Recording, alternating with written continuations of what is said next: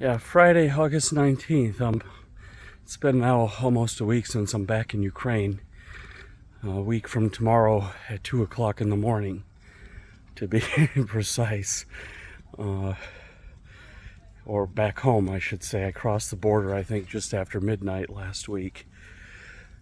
So, yeah, even though I kept myself on European time in America, there was still this jet lag and tired factor. The trip went like this. The trip went from Virginia Beach, Norfolk area to Newark, New Jersey. And I decided to eat the plane tickets and just take the bus because I didn't want to lose my bags. So for 50 extra bucks, however you want to look at it, it was actually, plus the Uber rides, but that would have been anyway with flying. So let's say $50, $60. I had to pay the driver an extra 10 bucks to drop me off in Newark and not take me into New York City, because the double back to New York would have probably cost an extra hour, and probably would have been about the same money with the tickets and everything and the hassling. Anyway, opportunity cost. So yeah, I took that bus. That was a good solid 7 hours, and then took an Uber to Newark Liberty Airport. And I was told to come very early so to make sure the bag gets checked in, because there's been a lot of delayed bags. But the less connections you have, the less likely your bag will be delayed. So cutting that Norfolk to Newark flight, cuts one of those connections, so the bag doesn't get lost in transit. I think it was a good decision. I mean, I'm not sure, and just got there 2 hours before check-in to make sure I was in the front of the line to get my bag in first. First in is first in the plane versus people checking in 30 minutes before, and then TSA grabs your bag. And by the way, I found a TSA note in my bag, so they went through it. So, I think when you fly in America, you definitely have to check in early, and be cognizant of those extra checks they do. And then he got to Warsaw. I went over to my friend's house, just got changed, everything. And then 2.5 hours later, I was in a blah car. Actually, what they call a marshutka, or a minivan, with 6 other people on the way back to Ukraine. And that was, that was a long trip. Part of it was the driver got lost on one of his pickups. We went to some village in Poland to pick up 2 more people. And I think there was like 40 minutes lost there trying to find the place. It was some tomato factory or something, or these people pick the fruits and they bring it to this place, and it's not really a factory, but I would say a logistics center.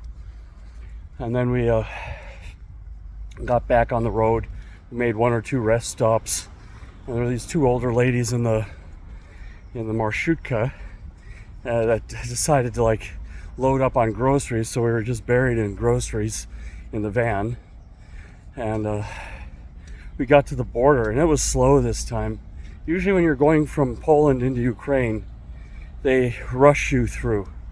It's almost like they're like good riddance, but this time around, I don't know, they were checking everything. The line was backed up, and I noticed the Polish guards have been very slow, and I think this is like a quiet strike. They're not allowed to walk off the job. It's like air traffic controllers, so they just start slowing down. When they do a shift change, they just drop whatever they're doing. They don't finish the task, and then they wait an hour. It takes an hour for the shift to change, for one person to hand over to the other person. And I could tell they're just deliberately going slow. And then on the Ukraine side too, it took a while. The passport checks and everything, usually they just stamp it and tell you get lost. So everything is a bit slow. At least it was last week, Thursday night, on the Rava-Ruska border. Things were quite slow. And then, now I'm back in Ukraine. Took a few days to get normal, uncramped. When you're sitting like, I don't know, like straight, just constant sitting. You know, I don't know, 9 hours of flying plus runway time plus sitting in the airport. I don't know, I think it was around 36 hours altogether of continuous travel and waiting, you know, type of thing. It takes a hell of a long time. It takes your body time to recover. I'm just getting back from the gym now. You know, you got to be fit to do this stuff. Otherwise, I think it can really beats you up even when you're keeping fit to do this kind of traveling. But I'm glad to be back in Ukraine. That's what I want to talk about. It's like, yeah, I mean, just the reflection on America. It wasn't that great of a trip because all my time got tied up doing small things like helping my mom buy the car. That took all day. And this is like something in Norway, for example. It takes like 20 minutes. I don't know, you just do it all online. Everything is, you don't even have to see the dealer. Everything is just online, and they even deliver the car to you, or, you know, you just go and pick it up or arrange for someone to pick it up for you.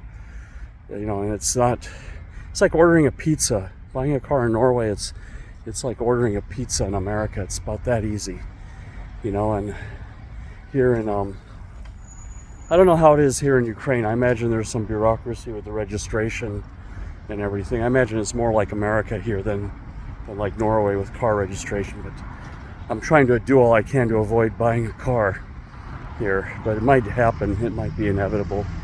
Might be a need for it. But right now, Uber is doing a good job getting them. You know, Uber, Bolt, Uklon do a good job getting you around.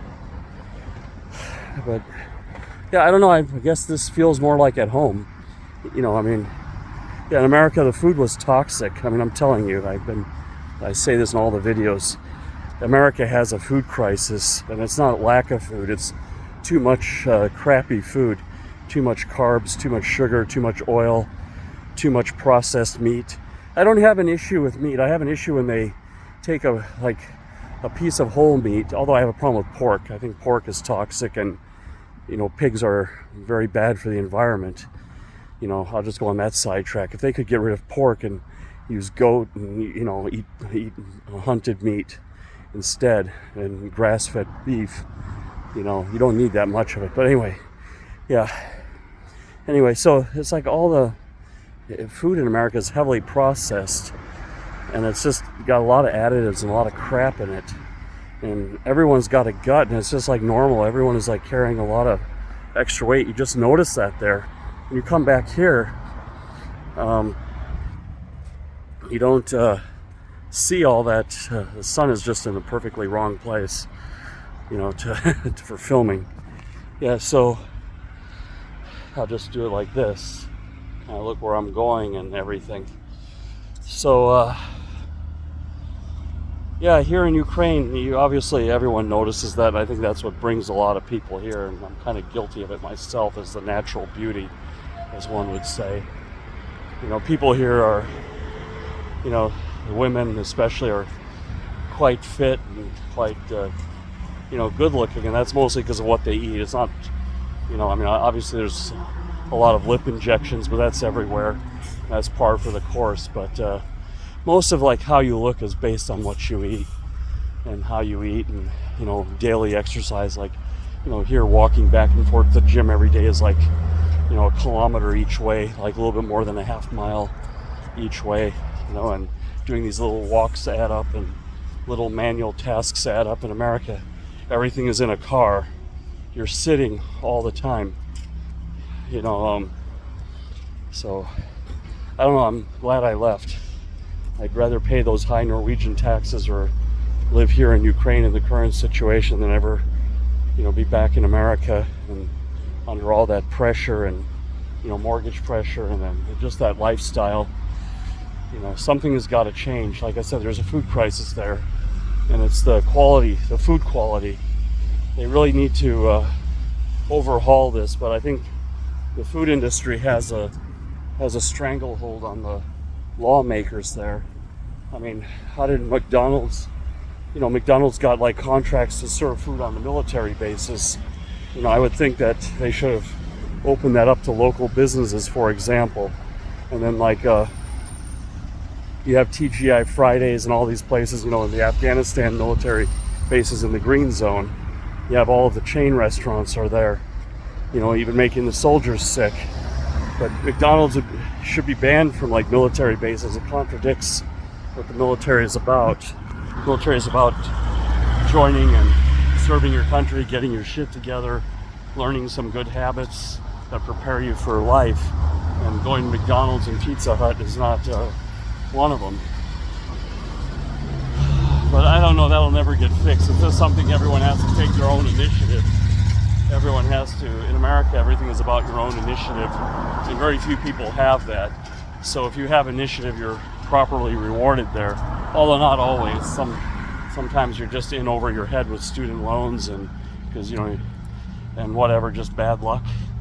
The health insurance thing over there is another travesty. But again, this health insurance problem could be solved. 9 out of 10 reasons we visit a doctor in America is because of being overweight, and being overweight is because of the way we eat and the way we live. So if they could solve that, make the food, healthy food cheap, and put whole food markets in low-income neighborhoods, or places selling brown rice and raw vegetables, and give some education on nutrition, that would boost the productivity in America, reduce the doctor visits. And if you reduce the doctor visits, it would reduce the insurance costs. The insurance companies won't be paying out unnecessarily, and the whole calculus will change. That the insurance will only be covering emergency room things, and then the rates, would be coming down. So it's just like if you drive a small, safe car, you're in a different pool than someone driving a 25-year-old driving a hot rod, with a 12-cylinder engine or something. So it's just all insurance rates are based on probability, and that could be the first approach to national health care, is to reduce the load on the medical system by engineering some taxes, like make this highly processed food highly taxed, make it really expensive, and then use that money to pay for making, the organic food or whatever. I wouldn't say organic, but just fruit coming raw, and hunted foods and local foods, subsidize them so they're cheaper, and get the price down, so the business goes from corporations to, local family-owned businesses, and we have a lot of people competing with each other. Local specialties start to take shape again. That there's different foods in different parts that are all healthy. I noticed when I moved to Europe, I dropped a lot of weight, fast, because of the food. It didn't have all those oils and sugar and fat, and the weight was coming off so fast, my pants were falling off. I went from 36 down to 34, 33 jeans,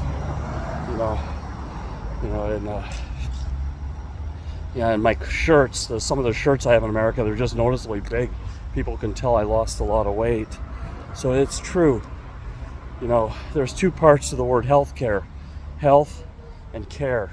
So first we got to get our health in order, and we have to have a baseline standard for health in America, that everyone gets healthy, and that has to be done by the government. If people want the care part, they have to, agree to the, making the right food available at the right price, and the wrong food, has to be expensive, and that has to be done through taxes and subsidies. Then we can use that money also to pay for the care. Then there'll be plenty of money to pay for free emergency rooms and free childbirth and all of these what they call one-off events or something, or things that don't happen regularly. When a person's going to a doctor and constantly taking diabetes medicine type 2, and it's because they're overweight and drinking 6 Coca-Colas every day. That's what we want to prevent. Or going for skin problems, and I believe most skin problems are due to the sugar and corn syrup in the diet. So anyway, I think you guys get the picture, that we get the health and the care in order, and and then we can do the care part. We get the health in order, then we can do care. So yeah, I'm glad to be back in Ukraine. I'm at a new job this week. It's interesting, to say the least. It's hard as usual, working for companies here. It's not like in Norway. it's definitely hard work. So anyway, take care. Bye-bye.